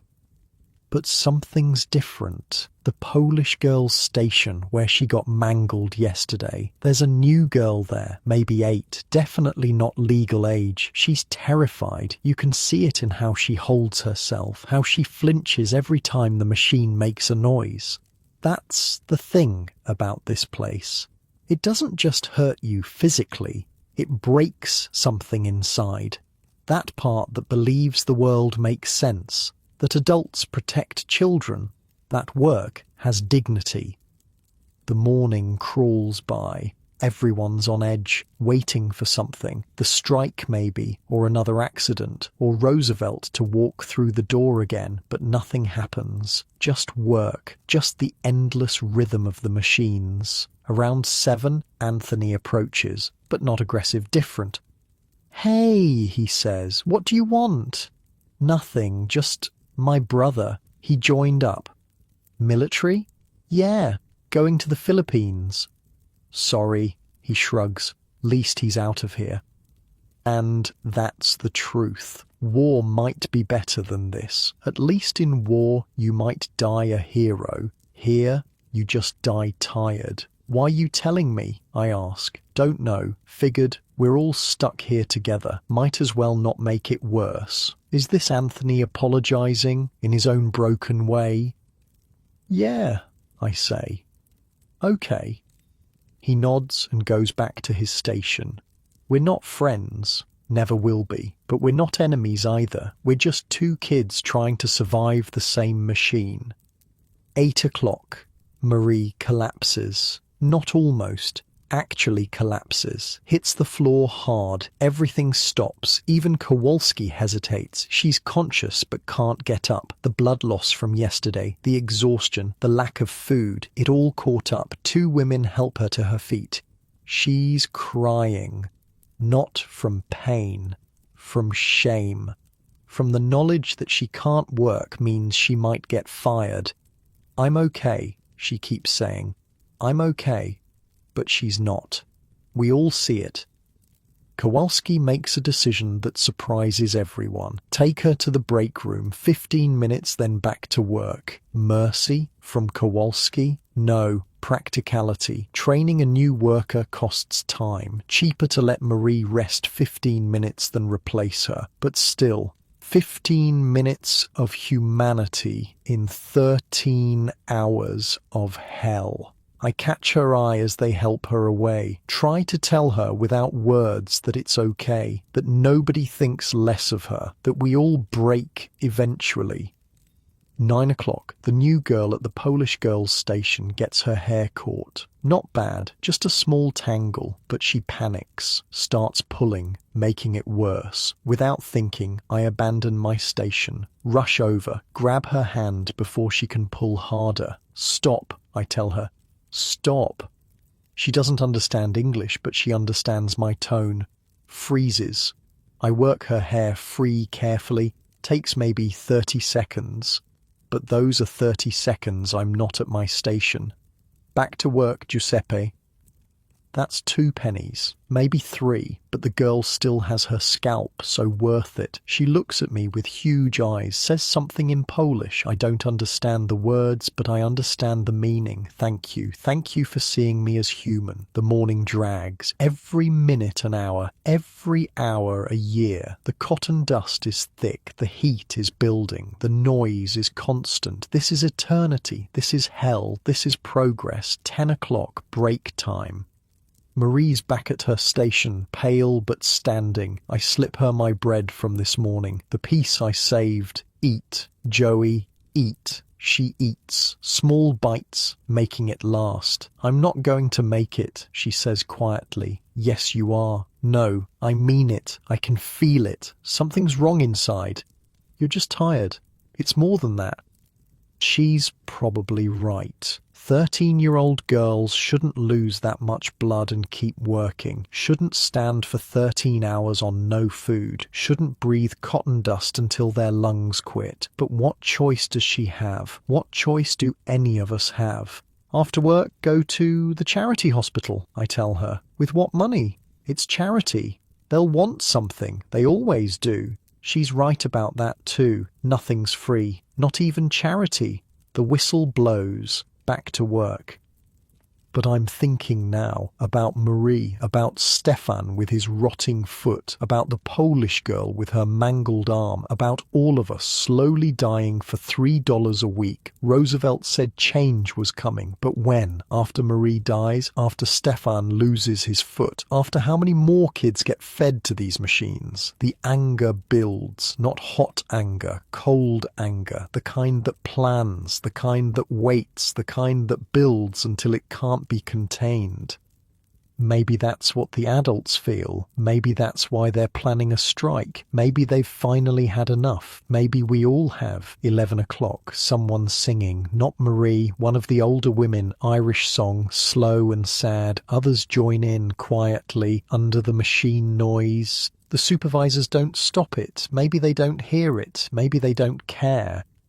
But we hear it. All of us kids, and for a minute, just a minute, we're not alone. We're not just individual cogs in the machine. We're people, together, suffering together, but together. The song ends, the machines continue, but something lingers, some feeling that maybe, just maybe, we're stronger than they think. The noon whistle blows. 20 minutes to remember we're human. Outside, the cold feels good, clean, real. Groups gather, whispered conversations, the word spreads. Tomorrow. The strike is tomorrow. You going to join? Tommy asks me. I'm 12. Nobody cares what I do. They care if you work or don't work. He's right. Every hand counts, even 12-year-old hands. My family needs the money, I say. All our families need the money. That's why we're here. And if we strike and get fired, then what? Then maybe things change. Or maybe we starve. We're already starving, Joey, just slowly. He walks away, leaves me with that thought. The afternoon shift starts, same as always, but there's electricity in the air. Everyone knows about tomorrow. Everyone's making the same calculation. Work and live poorly, or strike and maybe die. Some choice. But maybe that's the point. Maybe when all your choices are bad, you pick the one that at least fights back. The machines roar on, fed by our exhaustion, our blood, our childhood. But tomorrow? Tomorrow might be different. Tomorrow the machines might go hungry. Tomorrow we might matter. 1 o'clock back at the machines, but nobody's really working. Everyone's going through the motions, but our minds are on tomorrow. The strike. Marie's getting worse. I can see it in how she moves. Like she's underwater. Like every motion takes enormous effort. You should go home, I tell her. And eat what? Pay rent with what? Always the same answer, always the same trap. The new Polish girl, the one whose hair I freed, she keeps looking at me, finally works up courage to approach, hands me something wrapped in cloth. It's bread, with actual butter on it. I try to give it back. She pushes it toward me, points at herself, then at her hair, then at me. Thank you, she's saying. Thank you for being human. I split it with Marie. We eat it fast before anyone sees, before anyone can take it away. The butter is like a memory of better times, times that maybe never existed, but we imagine they did. My mother used to make butter, Marie says, back in Ireland, before the landlords took our cow. What happened? What always happens? We left or we died. So we left. And came here. Yeah. Traded one kind of dying for another. 2 o'clock. Harrison's making rounds. He looks nervous. He knows about tomorrow. They all know. He stops at each station longer than usual. Looking for what? Signs of rebellion? Union pamphlets? Kids who might cause trouble? He stops at mine. Giuseppe. Sir. You've been here, 2 years? Yes, sir. Good worker. Steady. Reliable. Where's this going? The company values workers like you. Workers who understand their place. Who don't cause trouble. Sir? Tomorrow. We expect you here. On time, working. Yes, sir. Good, because workers who don't show up tomorrow, they don't show up ever again. Understand? Yes, sir. He moves on. The threat clear. Work tomorrow or never work again. Not just here, anywhere. They have lists, blacklists. Your name goes on. You never work in New York again. But what kind of life is this anyway? What are we protecting by working? The right to slowly die in a factory instead of quickly die in the street? 2:30. Word spreads that Stefan's here. He made it in. I see him across the floor. He's working, but barely, dragging his foot, face grey with pain. But he's here because his family needs him here. That's the thing about strikes. Easy to talk about when you're single, when it's just you. But when you've got 3 little brothers, when your mother's counting on your $3, how do you choose? 3 o'clock. A man walks onto the floor. Not a supervisor, not a worker. He's wearing a suit, carrying papers. He goes to the main office. 5 minutes later, Harrison comes out with him. They're pointing at different workers, making notes. Who's that? I ask Tommy. Pinkerton, he whispers. Strike breaker. Pinkertons, private police, the ones companies hire to break unions, break strikes, break heads if necessary. The man walks through, memorizing faces. He stops at certain workers, the ones who were at Donnelly's last night probably, the organizers. This is intimidation, letting everyone know they're watching. They know who you are, where you live, where your kids go to school. The message is clear. Strike and we'll destroy you. 3:30. Marie faints again. This time she doesn't get back up. She's breathing, but she won't respond. Her skin is white as paper. There's blood on her skirt again, more than yesterday. Get her out of here, Harrison shouts, but nobody moves. We all just stand there, looking at Marie on the floor, 13 years old, dying for $4 a week. I said, get her out. Finally, 2 women move. They pick Marie up. She's so light, like a bird, like there's nothing left of her but will, and now that's gone too. They carry her toward the door. Where are you taking her? I call out. Charity hospital, one says. I'm coming with. No, you're not, Harrison cuts in. You leave, you're fired. I look at Marie being carried out. Look at Harrison. Look at my station. $3.70. That's what my family needs. That's what keeps us from the street. I go back to my station. I'm a coward. We all are. Watching a 13-year-old girl get carried away, probably to die, and we just keep working. The machines don't care about Marie. The cotton doesn't care. America doesn't care. 4 o'clock, 3 more hours, but I can't do it. Can't stand here and pretend everything's normal. Marie's dying. Stefan can barely walk. That Polish girl's arm is probably infected by now. And tomorrow? Tomorrow we're supposed to just show up and do it again? No. The word just appears in my head. Small at first, then bigger. No. Joey, it's the new Polish girl. She's pointing at her machine. Something's wrong with it, making a grinding noise. I should tell her to notify the supervisor. That's the rule. But I remember what happened to the last kid who had a machine break. Instead, I go over. Look at it. There's a gear out of alignment. Easy fix, if you know how. I fix it. Takes 2 minutes. She smiles. first time I've seen her smile. She looks like an actual child when she smiles, not a factory worker, just a little girl who fixed a problem. That's when it hits me. We're all just children, playing at being adults because the real adults failed us. Our parents, too broken by their own struggles to protect us. The government, too corrupt to care. The companies, too greedy to stop. We're children raising ourselves in the worst possible classroom. 4:30. The Pinkerton man is back, this time with two others. They position themselves around the floor, watching, writing in notebooks, making sure everyone sees them. Tommy leans over. They're scared. Of what? Us? Of tomorrow. Of what happens when the machines stop.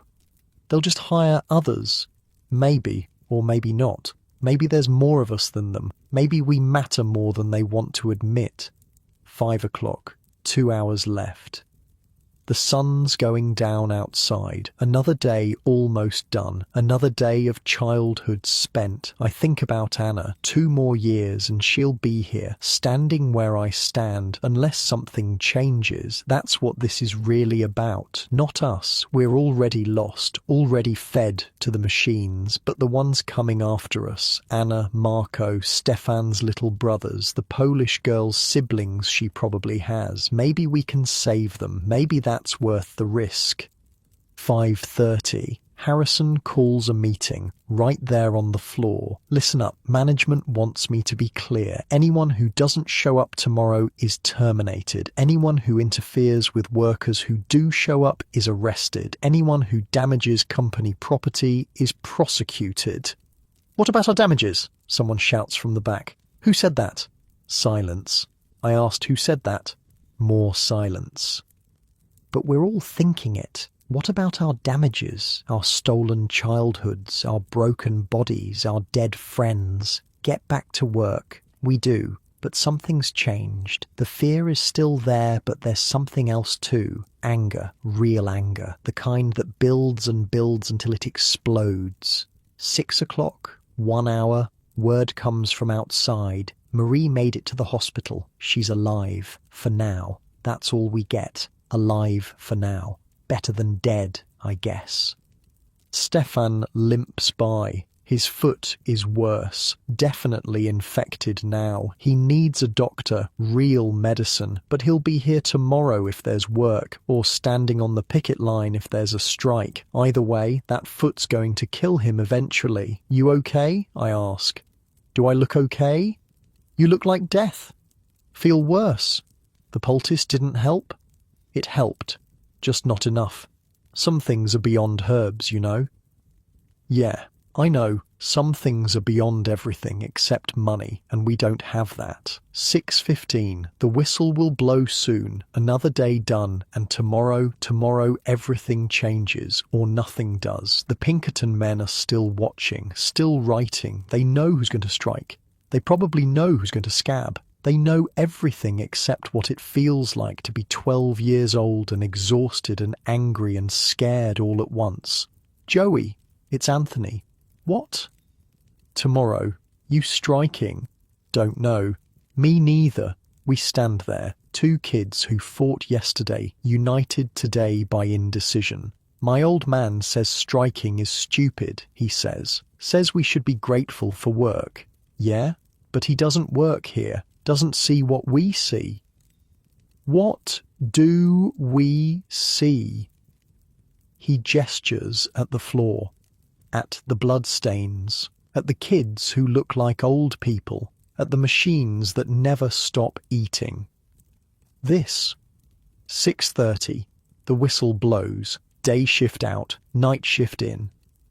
But nobody rushes for the door. We all walk slowly, looking at each other, knowing that tomorrow some of us won't be back, either because we're striking or because we're scabs. Either way, friendships will end, bonds will break. Outside, the cold air hits different tonight. Feels like change, feels like something ending. Groups form on the street, quiet conversations, final decisions being made. Tommy approaches. You in? I don't know. It's simple. Either you stand with us or against us.